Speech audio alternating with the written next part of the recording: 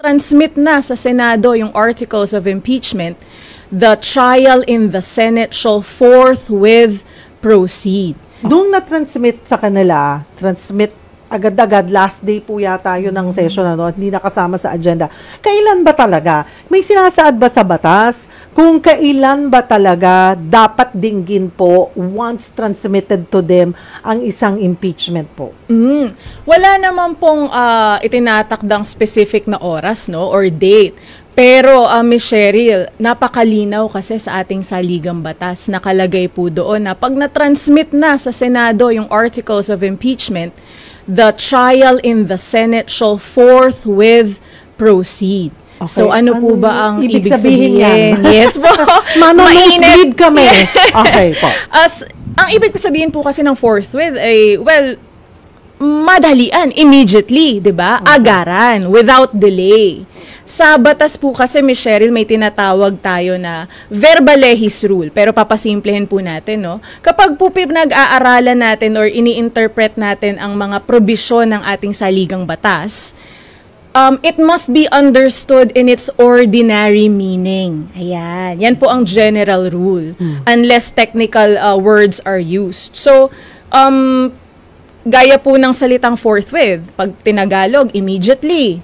So, walang ambiguity, di ba, Ms. Cheryl? Na klarong-klaro na dapat ay magsimula agad. Opo. That is my humble legal opinion on the matter. Yan ang sinasaad ng konstitusyon. Okay.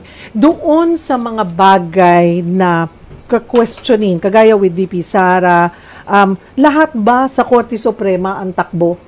Yung process, yung pag-question na constitutional issues, pagdating nga dun sa pagproseso sa impeachment, sa kanyang impeachment sa Congress, kinwestiyon niya, pwede rin ba itong sinasabi na baka sa 20th Congress na sisimulan ang pagdinig, yun ba, this is something then that can be questioned sa Korte Suprema?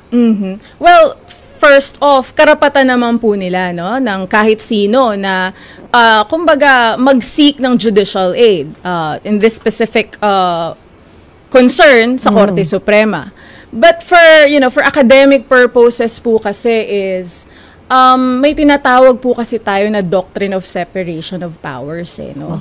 As a general rule, hindi po makikialam ang Judicial Department kung wala naman pong nilalabag na constitutional provision ang mga political departments po natin. Magiging political question lamang po sila.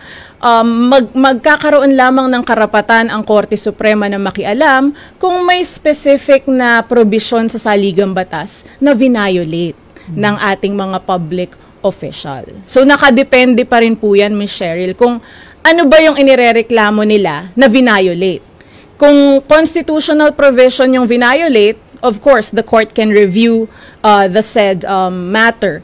However, in my humble legal opinion, kung internal rule ng Kamara ang inyong irereklamo, mabigat, kumbaga hindi ganun kadaling pakialaman yan. Actually, hindi papakialaman yan ng korte. Kasi pag internal rule, it is subject to modification, to waiver, or even non-compliance by Congress dahil po sila ay binigyan ng authority under the Constitution to determine their own rules and their own proceedings.